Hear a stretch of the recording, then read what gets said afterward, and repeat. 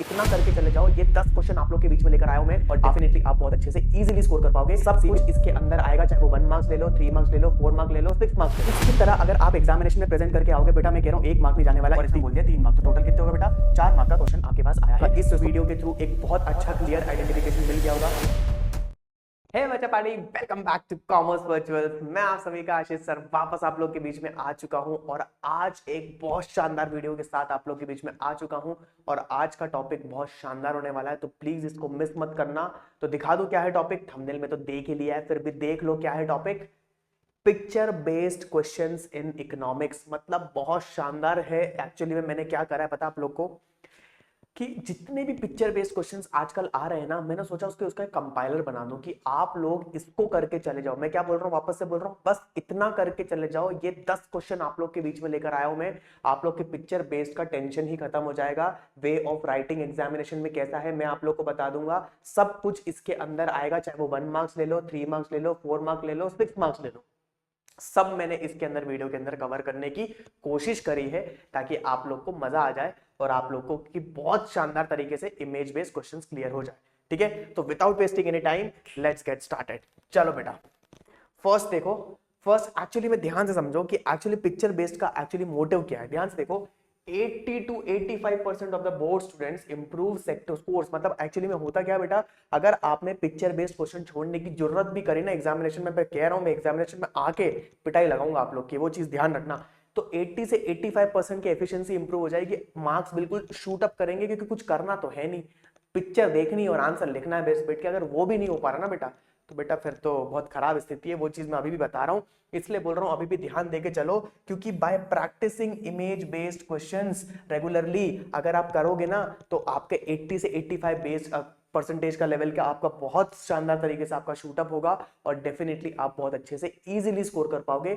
CBSE board आपको बोल रहा है भैया मुझसे मार्क्स लेके जा, इमेज वाले क्वेश्चन करके जा, मुझसे मार्क्स लेके जा। अगर यही नहीं हो रहा तो फिर अब क्या करें? होगा होगा सब होगा, ध्यान से देखो। मैं इतना अल्टीमेटली ये बताना चाह रहा हूं। उसके बाद अगर अपन ध्यान दें तो टाइप्स कौन कौन से होते हैं, थोड़ा ध्यान से देखना। एक होता है आपका डायग्राम लेबल बेस्ड होता है बेटा, ध्यान रखना। एक डायग्राम लेबल बेस्ड होता है और एक पिक्टोरियल ऑब्जर्वेशन होती है। तो उसके बेसिस पे अपने एक जनरली क्वेश्चन आते हैं, पर ध्यान से देखना डायग्राम बेस्ड कौन से है, पिक्टोरियल बेस्ड कौन से है, वो मैं आप लोग को भी क्वेश्चन के पैटर्न में दिखा दूंगा। जनरली क्या होता है, students interrupt and label diagrams accurately, वो वाला फंडा आ जाता है। और दूसरा होता है ऑब्जर्विंग फोटोग्राफ्स। आप ऑब्जर्व करके देखते हो कि यार फोटोग्राफ में है क्या, इसका आंसर क्या होना चाहिए, तो वो आप लोग को क्लैरिटी धीरे धीरे समझ में आ जाएगी। तो मैं आज आप लोग को बेहतरीन से बेहतरीन 10 क्वेश्चन सॉल्व करवाऊंगा, जो कि पास्ट के भी पेपर्स में आए हुए हैं, तो उसका भी मैंने कुछ उठाया है, और मैंने अपने दिमाग से भी जब जनरली उसका एक तड़का मारा है, कि आप लोग को एक क्लैरिटी मिले कि जब भी इमेज बेस्ड क्वेश्चन आएंगे, अगर आप ये 10 सॉल्व कर लोगे तो आप लोग की बहुत अच्छी प्रैक्टिस हो जाएगी। एग्जाम आने वाला है, इसलिए बोल रहा हूं ध्यान से कर लो। ठीक है, चलो ध्यान से देखो। पहला क्वेश्चन ये बोर्ड में आया हुआ क्वेश्चन है बेटा, इसलिए पहली बार बता रहा हूं, और देख लो कितने मार्क्स देके जा रहा है। देख लो, मैं आप लोग के सामने लिखा है बकायदा, देख लो कितने मार्क्स देके जा रहा है। बकायदा 3 मार्क्स देके जा रहा है बेटा। ध्यान से देखो क्या बोल रहा है।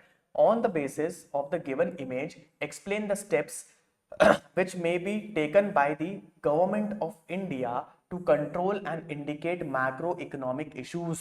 macroeconomic issues कौन कौन से हैं बेटा, उस चीज को आपको कंट्रोल करना है। तो ध्यान से देख लो पिक्चर में क्या समझ में आ रहा है। ध्यान से देखो, बुल, पहली बात तो बुल से आपको ये चीज समझनी पड़ेगी कि बुल शेयर मार्केट का एक एक्चुअली बोल रहा हूं एनिमल कह लो, कुछ भी कह लो, तो उसके एंगल से वो चीज वो आती है, करेक्ट। तो उसमें क्या होता है कि जो बुल है वो आपका शूट करता है, तो जितना शूट करेगा तो उसमें पता है क्या होगा, प्राइस आपकी इन्फ्लेट होगी, इन्फ्लेट होती जाएगी। तो उसमें एक्चुअली ध्यान से देखो इन्फ्लेशन का एंगल उसने लेके रखा हुआ है, समझ में आया। अगर इसी जगह बेयर होता, तो बेयर अगर होता तो बेयर क्या करता है, आपका डिफ्लेशन, वो ऐसा पंजा मारता है, और बुल क्या करता है, सींग उड़ाता है। समझ में आया, वो सींग मारता है ना, तो आपकी प्राइस ऐसे बढ़ जाती है शेयर मार्केट की। तो उस चीज की बात करने में लगा हूं।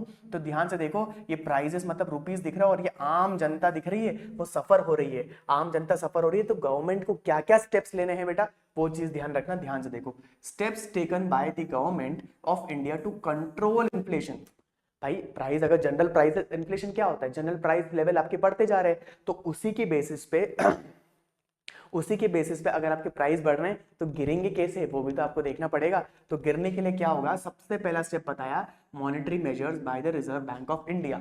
तो मॉनेटरी मेजर्स आपके कौन कौन से होते हैं उसके अंदर आपको पहला पॉइंट ये मेंशन करना पड़ेगा और उसके बाद आप डिटेल में लिखते जाओगे तो मॉनेटरी मेजर्स क्या है उसके बेस पे आप पहला पॉइंट बता दोगे। दूसरा बोल रहा है फिस्कल मेजर, फिस्कल मेजर्स भी आप अगर मेंशन कर दोगे, देखो मैंने आप लोग को पॉइंटर्स बता दिए हैं क्योंकि पॉइंटर्स एग्जामिनेशन में आप लिख दोगे तो उसके अंदर एक्सप्लेनेशन तो आपको आता ही है, तो उसी के बेसिस पे वो क्लैरिटी आपको इधर मिल जाएगी। नेक्स्ट बोल रहा है supply side measures, supply side measures के हिसाब से आप आंसर्स लिख दोगे, लास्ट में आपका प्राइस कंट्रोल। मतलब ये सारे अगर मॉनेटरी मेजर्स अगर आपने हेडिंग सही लिखी उसके बाद एक्सप्लेनेशन आपने देना चालू करा तो आपका आंसर बहुत अच्छे तरीके से ड्राफ्ट होगा और डेफिनेटली आपको 3 मार्क बहुत इजीली मिल जाएंगे। आई होप आप लोग को ये डायग्राम का बहुत अच्छे से क्लैरिटी मिल गया होगा कि ध्यान से देखो, बुल है, बुल में आम जनता सफर हो रही है, वो नीचे कर रहे हैं वो लोग उसको कि भाई प्राइस अपना नीचे आए, और यहाँ पर ये गवर्नमेंट का एंगल आ गया, देखो गवर्नमेंट है दिख रही है, इंडिया का पार्लियामेंट बना हुआ है, तो उसी के बेसिस पे वो प्राइस को कंट्रोल करने के लिए कौन से मेजर्स लेंगे बेटा, वो ये मेजर्स लेने वाले हैं। फंडा क्लियर हो गया तो प्लीज आप इसको नोट डाउन कर लेना। दूसरा क्वेश्चन देखो, हाँ जी दूसरा क्वेश्चन डायग्रामेटिक, अगेन कितने मार्क्स का, ध्यान से देखो एमसीक्यू में आया हुआ क्वेश्चन है, 1 मार्क का क्वेश्चन है, बहुत इजी क्वेश्चन होगा जहां तक होगा। तो identify which of the following represents only the real flow. बेटा मुन्ना मेरे मुन्ना, रियल फ्लो कौन सा होता है जल्दी से बता दो, रियल फ्लो कौन सा होता है जिसके अंदर पैसों का ट्रांजैक्शन नहीं होता, देख के बताओ ए बी सी डी, इसके अंदर कौन सा पैसों का ट्रांजैक्शन नहीं हुआ है। Goods and services, factor payment, देखो ये गुड्स एंड सर्विसेज हो गया, फैक्टर पेमेंट हो गया, ये बिल्कुल नहीं क्योंकि इसमें पेमेंट की बात हो गई, हटा दो इसको। दूसरा हो गया गुड्स एंड सर्विसेज हो गया, फैक्टर सर्विसेज हो गई, क्या यही है भाई। फैक्टर सर्विसेज कौन कौन सी जा रही थी, लैंड लेबर कैपिटल एंटरप्राइज, वही जाता आपका, और उससे क्या बन रहा है गुड्स एंड सर्विसेज होता है, यही इसका आंसर है, मार्क कर लो, यही इसका आंसर होने वाला है। तीसरा भी चेक कर लो, चलो चेक करने के लिए बता देता हूँ। फैक्टर पेमेंट, लो पेमेंट आ गई, पहले ही हटा देना क्योंकि रियल फ्लो में मनी का इन्वॉल्वमेंट नहीं होता है, ठीक है। कंजम्पशन एक्सपेंडिचर बिल्कुल मतलब ही नहीं है, ये गुड्स एंड सर्विस आ गया, कंजम्पशन एक्सपेंडिचर आ गया, बिल्कुल ऑब्वियसली कंजम्पशन कर रहे हैं तो पैसा तो इन्वॉल्व होगा ही होगा, तो ये भी आपका आंसर नहीं होने वाला है, तो obviously B is the correct answer. तो इस तरीके से आप एग्जामिनेशन में तुरंत देखोगे, अगर आपकी कॉन्सेप्चुअल क्लैरिटी है तो तुरंत आप इस चीज को मार्क कर दोगे। फंडा क्लियर है। नेक्स्ट देखो बेटा, नेक्स्ट में क्या बता रहा है, वेरी गुड क्वेश्चन है, ध्यान से देखना, इसको अपन एक एक करके प्रिसाइज लेवल पे समझेंगे।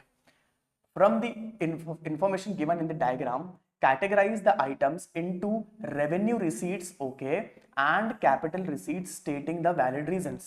मतलब वो बोल रहा है इस डायग्राम में आपको रेवेन्यू रिसीट्स मतलब बेटा कौन सा हुआ, कैपिटल रिसीट्स कौन सा हुआ, मैं आपको छोटा सा एक एग्जांपल दे दूं, रेवेन्यू रिसीट्स मतलब छोटी इनकम, कैपिटल रिसीट्स मतलब बड़ी इनकम। तो एक्चुअली में वो क्या बोलना चाह रहे हैं, where India gets its money from, मतलब 1 रुपए का जो डिनोमिनेशन है वो कैसे कैसे इंडिया कमा रही है, ध्यान से देखो। इधर बोल रहा है रिकवरी ऑफ लोन 3 पैसा, नॉन टैक्स रेवेन्यू 9 पैसा, जीएसटी एंड अदर टैक्सेस 19 पैसा, इनकम टैक्स आ रहा है 16 पैसा, कॉर्पोरेशन टैक्स आ गया 21 पैसा, बोरोइंग्स एंड अदर लाइबिलिटीज आ गया 20 पैसा, और कस्टम्स आ गया आपका 4 पैसा, और आखिरी में है एक्साइज ड्यूटी आपका 8 पैसा। तो अल्टीमेटली इन सब का उनने डिनोमिनेशन आपको बता के रखा है, तो अब आपको इसमें से कुछ करना नहीं है, इसमें आपको पिक करना है कि रेवेन्यू रिसीट्स कौन सा है, मतलब छोटी इनकम कौन सी है, और कैपिटल रिसीट्स कौन सी, बस वो बताना है। सिंपल से फंडा बताऊं, कैपिटल रिसीट्स निकाल लो, जो बचा होगा वो रेवेन्यू हो जाएगा, सिंपल सी बात है। ध्यान से देखो कैपिटल, अब देखो इसके अंदर मैंने बाइफरकेशन करके रखा हुआ है इसका। कैपिटल रिसीट्स क्या होती है, पहली बात तो ये देख लो, these receipts either create liability और reduce the assets of the government. Simple सी बात है, इधर क्रिएट लाइबिलिटी मतलब क्या हुआ, आपकी लाइबिलिटी बढ़ेगी। अरे दादा रेवेन्यू कैपिटल रिसीट्स की बात कर रहा है, वो कैपिटल मतलब बड़ा, तो उसमें आपका क्या होने वाला है, इधर क्रिएट लाइबिलिटी बढ़ने वाली है या तो रिड्यूस जाएगी आपके एसेट्स ऑफ द गवर्नमेंट, उसके एंगल से बात करेगा। तो देखो क्या बोल रहा है, पहला बोल रहा है बोरोइंग्स एंड अदर लाइबिलिटीज कितने पैसा 20 पैसा, और रिकवरी ऑफ लोन्स आपका 3 पैसा, तो टोटल कितना हो गया इसका 23 पैसा हो गया ये। That's it। इसको सम नहीं करना, मैं बस बता रहा हूँ आप लोग को, that's it। 23 पैसा हो गया, और जो इसके अलावा बचा वो कहाँ आ जाएगा, वो अपना रेवेन्यू रिसीट्स के अंदर आ जाएगा, मतलब छोटी इनकम, छोटी इनकम के अंदर आ गया। छोटी इनकम क्या है, देखो इसमें क्या बोल रहा है, receipts neither create liability nor reduce assets, या ना लाइबिलिटी बढ़ाती है ना आपके एसेट्स रिड्यूस होते हैं, तो कौन सी होती है अपनी, वो होती है अपनी क्या, रेवेन्यू रिसीट्स होते हैं वो, ठीक है।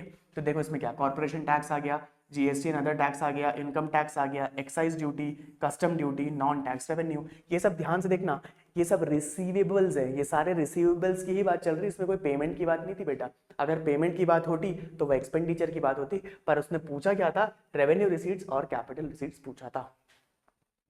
फंडा क्लियर हो गया, ध्यान से देख लो आप। इसकी तरह अगर आप एग्जामिनेशन में प्रेजेंट करके आओगे बेटा, मैं कह रहा हूं 1 मार्क नहीं जाने वाला, इसकी गारंटी आपको मैं दे रहा हूं। एग्जामिनेशन में आया हुआ क्वेश्चन है और कितने मार्क्स देके जाएगा आपको, 4 मार्क्स देके जाएगा बेटा, ध्यान रखना। बकायदा इसका फ्लो चार्ट टाइप बना लोगे तो फिर तो सोने पे सुहागा हो जाएगा। फंडा क्लियर हुआ? इसलिए मैं एक एक चीजें आपको बाइफरकेट करके बताता जा रहा हूं ताकि आप लोग को डाउट ना रहे। प्लीज इतना करना है और मैं आपको पैटर्न बताता जा रहा हूं, इसके बेसिस पे ही करके आना है एग्जामिनेशन में, ठीक है। नेक्स्ट देखो क्या है। अच्छा भैया ये तो समझ में आ ही गया, समझ में आ गया है। ध्यान से देखो कितने मार्क का क्वेश्चन है, 3 मार्क का क्वेश्चन एग्जामिनेशन का आया हुआ है। क्या बोल रहा है, interpret the given picture on the current environmental challenge. क्या दिख रहा है बेटा, पेड़ को इनने काट दिया, पेड़ को काट के बकायदा बिगाड़ दिया है, तो ऑब्वियसली किस चीज की बात चल रही है, one of the most important aspect deforestation की बात चल रही है। अब डिफॉरेस्टेशन की अगर बात आई है तो ऑब्वियसली किसकी बात होगी, ध्यान से देखो, climatic change and global warming, बहुत इंपॉर्टेंट। अब उसमें क्या बोल रहा है, देखो करंट पिक्चर में आप उसके बता दो, तो करंट पिक्चर में 3 उसके डिफॉरेस्टेशन के बारे में पॉइंट लिख दो। पहला क्या बोल रहा है, large scale cutting forest increases carbon dioxide हो गया atmosphere leading to rise in the global temperature and climate change. Obviously climate change का सबसे बड़ा इंपैक्ट क्या, ग्लोबल वार्मिंग ही इंपैक्ट पड़ेगा। उस चीज को आपने हेडिंग लिखी और आपने एक्सप्लेन कर दिया, पॉइंट सिंपल। नेक्स्ट आपने बोला लॉस ऑफ बायोडाइवर्सिटी। बायोडाइवर्सिटी क्या हुआ, डिफॉरेस्टेशन डिस्ट्रॉयज, मतलब भैया आपका कोई घर उजाड़ दे तो वो कैसा लगेगा आपको, समझ में आया। तो एनिमल्स का भी घर क्या है, फॉरेस्ट ही है ना। तो मतलब लॉस ऑफ बायोडाइवर्सिटी मतलब उनका घर उजाड़ दिया आपने, natural habitats, wild life, plants, resulting into extension of many species and ecological imbalances create हो जाता है। समझ में आ गया। नेक्स्ट है आपका सॉइल डिग्रेडेशन एंड फ्लड्स। भाई फॉरेस्ट पता है क्या करते हैं, आपके जो सॉइल है ना उसको पकड़ के रखते हैं रूट्स उनके, और आप उसको जड़ से उखाड़ ही दोगे तो फिर आपका पकड़ेगा कौन, सॉइल इरोजन ही होगा ना, अल्टीमेटली सॉइल डिग्रेडेशन ही होगा ना। वो आपका इंपैक्ट पड़ा तो रिमूवल ऑफ सॉइल क्या हो गया, देखो कॉजेस सॉइल इरोजन हो गया, रिड्यूसेस सॉइल फर्टिलिटी, और सीधा फ्लड्स आएगा, पानी रुकेगा नहीं। वरना क्या करता था पेड़ वाले, फॉरेस्ट वाले क्या करते हैं, दमाते हैं आपके जो है ना, बकायदा पानी को ऐसे सोक कर लेते हैं। तो सोक करने के लिए आपने फॉरेस्ट तो बचाया नहीं, आपने तो काट फूट दिया उसको, तो ये हालत हो गई उसकी। समझ में आया। तो इस वे में अगर आप 3 पॉइंट ऐसे मेंशन करके आ जाओगे और उसको एक्सप्लेन करोगे, मैं कह रहा हूं 3 मार्क कहीं नहीं जा रहे मेरे मुन्ना, ध्यान रखना ये चीज। समझ में आई। ये था आपका 4th पिक्चर, मैंने आपको 4th समझ में आ गया। नेक्स्ट क्वेश्चन देखते हैं अपन।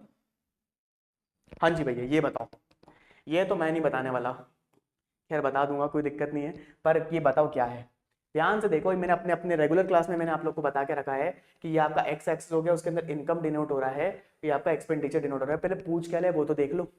Identify which of the following represents autonomous consumption. अरे दादा, ऑटोनॉमस कंजम्पशन की बात चल रहा है, मतलब सी बार, यही होता है ना, सी बार का पूछ रहा है। तो कौन सा सी बार है, A B C D, O R, R C, R Y, R I, जल्दी बता दो क्या है, फटाक से बता दो। मेरे को तो पता नहीं है, आप लोग को ज्यादा पता है इसलिए पूछ रहा हूँ। सिंपल सा फंडा है बेटा, ये देखो ये क्या कौन सी लाइन हो गई, आर आई, ये तो होने से रहा, ये तो इन्वेस्टमेंट खुद ही हो गया, तो ये काट दो। आर वाई कौन सा हो बेटा, यहाँ से यहाँ तक, ये कौन सी लाइन है, ये तो कोई मतलब ही नहीं, एक्सपेंडिचर तो पूरी होगी 0 से लेके वो तक, वाई तक, ठीक है, तो ये भी नहीं होने वाला। आर सी, आरसी कौन सा हो गया बेटा, ये वाली लाइन हो गई, तो ये तो खुद कंजम्पशन की लाइन है, ये भी नहीं होने वाला। बचा क्या, ओ आर, ये आपकी लाइन होती है और इसको अपन सी बार बोलते हैं, ऑटोनॉमस कंजम्पशन। और ऑटोनॉमस कंजम्पशन क्या होता है, एट 0 लेवल ऑफ इनकम तब भी कुछ ना कुछ आप कंज्यूम कर रहे हो, that is known as autonomous consumption. ठीक है, फंडा क्लियर हो गया। तो आपका इसका आंसर होने वाला है ए इज द करेक्ट आंसर। फंडा क्लियर है बेटा, समझ में आ गया, क्लैरिटी मिल रही है। इस तरीके से पिक्टोरल ग्राफ ले लो, डायग्राम ले लो, कुछ भी ले लो, इसको आपको इस तरीके से प्रेजेंट करना है। कॉन्सेप्ट जो क्लैरिटी है तो आपके सारे आंसर्स आ जाएंगे। ठीक है, चलो नेक्स्ट क्वेश्चन देखते हैं। नेक्स्ट क्वेश्चन देखो क्या बोल रहा है, answer the following questions on the base of picture given on your general knowledge. अच्छा भाई, तो इकोनॉमिक्स का पेपर था, जनरल नॉलेज कहाँ से आ गया भैया। जनरल नॉलेज मतलब देख के समझो क्या बोल रहा है वो, इतना तो आप लोग को पता ही होगा। बोल रहा है identify the concept the source of human capital formation, मतलब वो पहले सोर्स पूछ रहा है कि ह्यूमन कैपिटल फॉर्मेशन में किसका सोर्स है। ठीक है, तो कितने मार्क का है, 1 मार्क का, ठीक है भैया। नेक्स्ट बोल रहा है इसको टिक करो, इसको टिक करो। Explain how can this source contribute to the human capital formation, और इसमें बोल दिया 3 मार्क। तो टोटल कितने होगा बेटा? 4 मार्क का क्वेश्चन आपके पास आया है। तो इसको प्रेजेंट कैसे करेंगे, ध्यान से देखो। पहला बोला उसने identify the source of human capital formation, तो ध्यान से देखो, इसमें बोला उसने इन्वेस्टमेंट इन हेल्थ। दिख रहा है आपको? मरीज चल रहा है, धक्के वक्के मार रहे हैं अपन स्ट्रेचर में, सॉरी व्हील चेयर हो गया, यहाँ पर लोग इलाज करवा रहे हैं, यहाँ पर उसको बेड पे लेटी हुई है, ट्रीटमेंट चल रहा है, तो ऑब्वियसली किसकी बात हो रही है? इन्वेस्टमेंट इन हेल्थ की बात चल रही है। पढ़ना क्लियर हुआ? पहला पॉइंट अपन 1 मार्क ले लिया, अपन ने चुरा लिया, ठीक है। अब 3 मार्क कैसे चुराएंगे ये देखो, इसमें बोलेगा इसमें देखो इंप्रूव्स एफिशिएंसी एंड प्रोडक्टिविटी, इसमें लिख दो how health contributes the human capital formation, ठीक है। इसमें बोल रहा है इंप्रूव्स एफिशिएंसी एंड प्रोडक्टिविटी, कैसे भैया? आप क्या बोल रहे हो? हेल्थ क्या बोल रहा है आपका? सॉरी, इसमें लिखाएगा healthy individuals can work more efficiently and contributes to the better economic activities.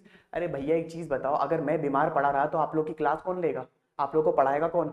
सनमाया। तो मेरा एफिशिएंसी कब आएगा? जब मेरी हेल्थ अच्छी होगी। तो उसी चीज की बात कर रहा है, ठीक है। नेक्स्ट बोल रहा है रिड्यूसेस एब्सेंटिज्म। एब्सेंटिज्म मतलब क्या? एब्सेंटिज्म मतलब पता है क्या हुआ? कि मतलब अगर मैं एब्सेंट रहना चालू कर दिया तो इससे होगा क्या? आप लोग की क्लास वापस वही हो जाएगी। क्लास कौन लेगा? तो उस चक्कर में बोल रहा है कि अगर आपकी गुड हेल्थ है तो रिड्यूस होगी, इलनेस कम होगी, बेटर हेल्थ होगी, तो उससे आप रेगुलर पार्टिसिपेशन कर पाओगे अपने काम और एजुकेशन। आप भी अगर बीमार पड़े ना तो पढ़ाई बंद हो जाओगे। मैं ही पूछूंगा कि अरे चिंटू बिंटू बंटू सोनाली वोनाली सब कहाँ चले गए? एक्चुअली मेरे को पता चलेगा कि भैया आप तो बीमार पड़े हो। तो बीमार नहीं होना है, तो उसी की बात कर रहा है, रिड्यूस एब्सेंटिज्म। पढ़ना क्लियर हुआ? नेक्स्ट पॉइंट देखो, इंक्रीज लाइफ एक्सपेक्टेंसी। मतलब क्या है? आपकी लाइफ, पहले मान लो इतनी धूल मिट्टी सब हो रही है, इतना गंदा गंदा खा रहे हो, पिज्जा बर्गर खाने में लगे हो आप लोग, तो कैसे चलेगा? आपका मैदा पैदा तो पेट में चिपक रहा है, आपकी हालत तो खराब हो रही है। मम्मी बोलती है बेटा हरी सब्जियां खा लो, दाल रोटी चावल खा लो, पर आप लोग को तो नहीं खाना, आपको तो इंस्टाग्राम में फोटो डालनी है, तो भैया वो कैसे चलेगा? तो अल्टीमेटली इससे होता क्या है? आपकी लाइफ एक्सपेक्टेंसी गिरती जाएगी। डस्ट ही तो अपन इनहेल कर रहे हैं, फ्रेश एयर तो कहीं बचा नहीं है। तो बस वो चीज का भी आपको ध्यान रख के आपने उस पॉइंट को मेंशन करा है, ठीक है। And the last point, enhances equality of work place.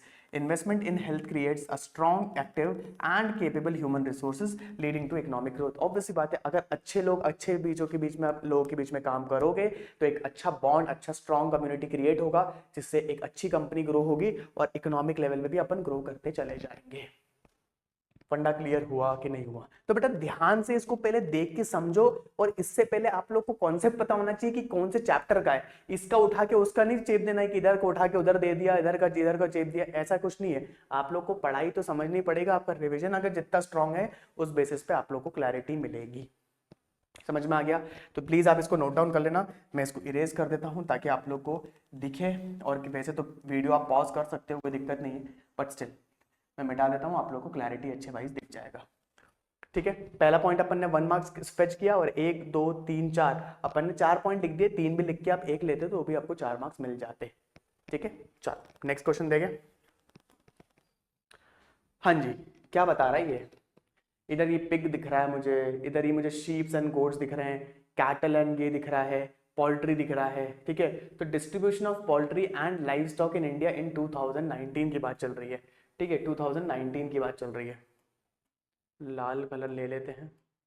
2019 की बात चल रही है। अब क्या बोल रहा है? On the basis of the picture identify the kind of activities which may be एम्फेसिस्ड under as diversification activity. कौन सा है भैया? सबसे ज्यादा क्या दिख रहा है आपको? एनिमल हस्बेंड्री दिख रहा है, फिशरीज दिख रहा है, हॉर्टिकल्चर दिख रहा है, ऑर्गेनिक फार्मिंग दिख रही है? जल्दी बताओ। सिंपल यार, फिशरीज तो कहीं से नहीं दिख रहा, हॉर्टिकल्चर भी कहीं से नहीं दिख रहा, ऑर्गेनिक फार्मिंग और ऑर्गेनिक फार्मिंग किस चीज की होती है आपकी? आजकल खाद वाद उत्पादन चल रहा है ना अच्छे खासे, ग्रीन टी और वो सब जो आप बोल रहे हो, तो वो भी तो नहीं दिख रहा। आखिरी में सब जगह एनिमल ही तो दिख रहे हैं, आप ध्यान से देखो, ये दिख रहा है आप लोग को, ठीक है। काऊ और रिवर, तो किसके अंदर? इसका आंसर है animal husbandry is the right answer. तो मैं कह रहा हूँ देख के आपको आइडेंटिफाई करना पड़ेगा बेटा, और तभी आप लोग को आंसर देना है, हवाबाजी नहीं करनी है, इस चीज का ध्यान रखना, ठीक है। चलो नेक्स्ट क्वेश्चन देखते हैं। हाँ जी, this is a very good question, ध्यान से देखना है इसको। इसमें बोल रहा है workers in formal and informal sector. Formal और इनफॉर्मल सेक्टर के अंदर देखो, ये दिख रहा होगा आप लोग को किस तरीके से चल रहा है कहानी इन लोग की, मेल एंड फीमेल की बेसिस पे चल रहा है। ध्यान से देखो क्वेश्चन क्या बोल रहा है, उसको देखो। Answer the following question on the base of the picture on the given below of your general knowledge. Analyse the picture and identify and define the process related to the situation. Analyse the picture and identify the process related to the what situation की बात कर रहा है। Next क्या बोल रहा है, what are the reasons for the above process in India, दूसरा क्वेश्चन। तीसरा क्वेश्चन बोल रहा है what steps are undertaken by the government to improve the situation. तो पहले बोल रहा है डिफाइन करो, दूसरा बोल रहा है रीजंस बता दो कि भैया प्रोसेस इंडिया में क्या क्या है, और उसके बाद बोल रहा है कि गवर्नमेंट ने क्या स्टेप लिए वो बता दो। सिंपल है, मैंने आप लोग के लिए आंसर ड्राफ्ट करके रखा हुआ है, ध्यान से देखो। ये है आप लोग का आंसर। इसमें क्या दिख रहा है, ध्यान से देखना बेटा। देखो पहला बोल रहा है प्रोसेस आपको पता करना है, तो क्या है, informalisation of work place. Informalisation of work place क्या होता है, it refers to a situation where a large population proportion of workers are employed in the informal sector without job security and regular home social security benefits। मतलब क्या था, इधर ध्यान से देखो, इधर क्या था, इनफॉर्मल सेक्टर ज्यादा है तो प्राइवेट सेक्टर्स पे काम बहुत ज्यादा है, गवर्नमेंट जॉब्स निकल ही नहीं रही है मार्केट में, वो चीज की बात कर रहा है। तो उसी चीज को लेके बोल रहा है वो कि इनफॉर्मलाइजेशन ऑफ वर्क प्लेस बहुत ज्यादा है, मार्केट में गवर्नमेंट जॉब बंद हो चुकी है, अब सब प्राइवेट में काम करते हैं, तो उसी चीज की बात चल रही है, सिंपल। सेकंड देखो क्या बोल रहे हैं, रीजंस फॉर इनफॉर्मलाइजेशन। क्या है रीजंस भैया, रैपिड पॉपुलेशन ग्रोथ, सबसे बड़ी बात, क्योंकि गवर्नमेंट जॉब तो बेटा लिमिटेड ही रहेगी ना मार्केट में, पर आपकी पॉपुलेशन तो इंडिया की बढ़ती चली जा रही है, इंडिया बोल रहा हूँ, आप उसको लिंक कर सकते हो, आपकी तो बढ़ती जा रही है, तो सब हर जगह आपको गवर्नमेंट जॉब थोड़ा ना मिलेगा, पहला पॉइंट। दूसरा पॉइंट क्या बोल रहा है, slow growth of formal sector. Slow growth क्या हुआ, फॉर्मल सेक्टर जो था ना अपना वो बहुत स्लो ग्रोथ कर रहा है, जिसके कारण इनफॉर्मल जो सेक्टर था वो बढ़ा जा रहा है, 67 बढ़ा जा रहा है, वो चीज की बात चल रही है। दूसरा क्या है, cost cutting by firms. Cost cutting भी बहुत तगड़ी तरीके से चल रही है बेटा। कॉस्ट कटिंग के बेसिस पे क्या होता है ना, अल्टीमेटली आपको ये ध्यान देना पड़ेगा, इसमें तो आप क्या बोल रहे हो, इनफॉर्मल और फॉर्मल है, आप प्राइवेट और गवर्नमेंट के बेसिस पे भी एग्जांपल ले सकते हो, तो उसमें क्या बोल रहा है, कॉस्ट कटिंग आपकी गवर्नमेंट जॉब में ज्यादा नहीं होगी, प्राइवेट में ज्यादा होती है, तो कॉस्ट कटिंग चल रही है बेहतरीन तरीके से, देख लो। नेक्स्ट बोल रहा है माइग्रेशन फ्रॉम रूरल एरियाज। अब देखो क्या होता है बेटा कि एक एरिया में, अर्बन एरिया आपका एक डिफाइंड है, अब उसमें रूरल एरिया से भी लोग जब आप यहाँ पर माइग्रेट करने आएंगे फॉर द वर्क प्लेस और जॉब के लिए, तो ऑब्वियसली बात है यहाँ पे तो प्रेशर बढ़ेगा ना, तो यहाँ का जॉब का प्रेशर बढ़ता जा रहा है, क्योंकि आपके बाहर के लोग भी आते हैं, अदर स्टेट से लोग आके काम करने जाते हैं। मान लो आप मुंबई के हो, मुंबई में आपको जॉब समझ में नहीं आ रही, आप उठ के दिल्ली चले गए, तो आपने दिल्ली पे तो प्रेशर बना दिया, दिल्ली के तो लोग को तो जॉब नहीं मिल रही ना, वो चीज़ की बात हो रही है, ठीक है। नेक्स्ट आपका स्टेप्स क्या है जिसमें गवर्नमेंट को इंप्रूव करना चाहिए। पहला स्टेप देखो, skill development. Skill development programmes government लेकर आती है और लोग करना चाहते हैं तो उसको करिए, अब अपना जितना स्किल बढ़ाते जाओगे उतना आपके लिए बेटरमेंट होता जाएगा, ठीक है। नेक्स्ट है आपका employment generation scheme. Employment generation scheme like MNREGA जो है, MNREGA create a job opportunities and income security, जिसके अंदर आपको गवर्नमेंट की तरफ से मनरेगा एक स्कीम है जिसके अंदर बहुत सारे जॉब लेवल पे जो बोलते हैं ना ऑपोजिशन पोजीशंस निकलती हैं, तो वो आप लोग को देंगे, उस चीज़ में स्कीम में अगर आप अप्लाई करोगे तो बेटर अपॉर्चुनिटी मिलेगी। नेक्स्ट है आपका सोशल सिक्योरिटी मेजर्स। वो क्या होता है, introduction of schemes like ESI, employ state insurance हो गया, पेंशन स्कीम्स हो गया, प्रोविडेंट फंड हो गया, तो उसके अंदर भी आप क्या बोलते हैं, सोशल सिक्योरिटी मेजर्स अपन को लेने पड़ेंगे। And the last but not the least, promotion of formalization is very important, such as GST, digital payment, registration and all, ये सब इसके अंदर भी लोग हायर होते हैं, तो उसके अंदर हायर करोगे तो बेसिकली वहां पर फॉर्मल सेक्टर में जॉब स्केल बढ़ता जाएगा। फंडा समझ में आया? तो ये इसका आंसर है, और इस वे में अगर आप प्रेजेंट करोगे तो डेफिनेटली ये 4 to 6 मार्क्स का तो क्वेश्चन है, आपको फुल मार्क्स मिल जाएंगे। इतना लिख के आना पड़ेगा बेटा, ध्यान रखना, वरना नहीं मिलेंगे मार्क्स, पहली बता रहा हूँ। और इस तरीके से लिख के आओगे तो मेन क्या हो गया आपका, ध्यान से देखो, आपने एक एक स्टेप वाइज मार्किंग ली, आपने स्टेप मार्किंग की भी आपको इंपॉर्टेंस समझ में आ गई। मान लो इधर 4 पॉइंट लिखे, इधर 4 पॉइंट लिखे, इधर 1 पॉइंट लिखा, तो 6 मार्क्स का बहुत ईजी क्वेश्चन बन गया, और आपने हेडिंग्स भी मेंशन करी है, उसको हाईलाइट कर देना आप, शानदार तरीके से आपको मार्क्स मिल जाएंगे। फंडा क्लियर हो गया। नेक्स्ट क्वेश्चन देखो, नेक्स्ट क्वेश्चन बहुत इजी एज यूजुअल, क्या बोल रहा है ध्यान से देख लो इसके अंदर भी। Which of the one of the most pressing environmental concerns of India depicted in the images leads to what? सीधी सी बात है, लैंड डिग्रेडेशन हो ही रहा है, बायोडाइवर्सिटी लॉस हो ही रहा है, एयर पॉल्यूशन हो ही रहा है, और लास्ट में all of the above. Simple, all of the above is the right answer. Simple सी बात थी, इसको आप क्लिक करके सेलेक्ट कर लो। समझ में आ रहा है? देख के आप समझ जाओगे कि यार हालत बहुत खराब है, जब पेड़ पौधे रहेंगे नहीं तो ये हालत हो जाएगी, तो all of the above is the right answer, ठीक है। चलिए लास्ट क्वेश्चन आ गए अपन। लास्ट क्वेश्चन में क्या बता रहा है, और बाप रे बाप, ध्यान से देखो, अब सब लोग उस धरती पे प्रेशर बन रहा है, सब गिरने के कगार पे है, ध्यान देखो कितना खतरनाक आ रहा है। Answer the following question on the base of the picture given, identify in the problem indicated और explain any one strategy to solve the problem. देख लो, प्रॉब्लम आपके सामने दिख गई है, प्रॉब्लम है ये, और ये प्रॉब्लम बहुत खतरनाक प्रॉब्लम है, और ये प्रॉब्लम का नाम है ओवर पॉपुलेशन। समझ में आया? ओवर पॉपुलेशन का क्या है? It shows the excess population putting the pressure on the resource of the resource का इकोनॉमी में भी, और पूरे क्या बोलते हैं अपन, बोलते हैं ना एनवायरनमेंट पे भी प्रेशर पड़ता है। दूसरा क्या है? वन स्ट्रैटेजी क्या लेके आओगे भैया? पॉपुलेशन कंट्रोल है थ्रू फैमिली प्लानिंग, ऑब्वियसली बहुत इंपॉर्टेंट है। Government should promote awareness of small scale norms, बोलते हैं ना स्मॉल फैमिलीज का अपन को बोलते हैं छोटा परिवार, सुखी परिवार बोलते, तो वो वाली बात की बात कर रहा है, ठीक है। तीसरा बोल रहा है provide education, health care and ease access to contraceptive method. मतलब क्या होता है ना कि कॉन्ट्रासेप्टिव मेजर्स भी आप लोग को लेने चाहिए, कि ऐसा नहीं कि बस दिए जा रहे हैं धमाके, वो भी अपन अलाउड नहीं है, तो वो वाली चीज़ है, ठीक है। This will help to reduce the population growth and lessen the pressure of the resources and the economy as well. तो आप लोग को इस तरीके से प्रेजेंट अगर आप करते जाओगे तो डेफिनेटली आप लोग को मदद मिलेगी और बहुत शानदार तरीके से आप स्कोर कर पाओगे। तो आई होप आप लोग का इस वीडियो के थ्रू एक बहुत अच्छा क्लियर आइडेंटिफिकेशन मिल गया होगा कि एक्चुअली में इमेज बेस्ड क्वेश्चन की इंपॉर्टेंस क्या है और किस तरीके से देख के आप उस चीज को सॉल्व कर सकते हो ताकि आपको बेटरमेंट मिले, ठीक है। So with that motivative, first of all the best for the examination. Thank you so much. आपको ये वीडियो अगर पसंद आई है तो please like share and subscribe करेगा चैनल को, ताकि ऐसी और इन्फॉर्मेटिव वीडियो, देखो अगर आप करोगे तो मैं मोटिवेटेड रहूंगा, और मैं मोटिवेटेड रहूंगा तो और ऐसी आप लोग के लिए वीडियोस लेकर आता जाऊंगा, ठीक है। तो प्लीज कमेंट बॉक्स में बताना आप लोग को कैसा लगा। Till that time just keep on revising the concepts. Take care, good bye.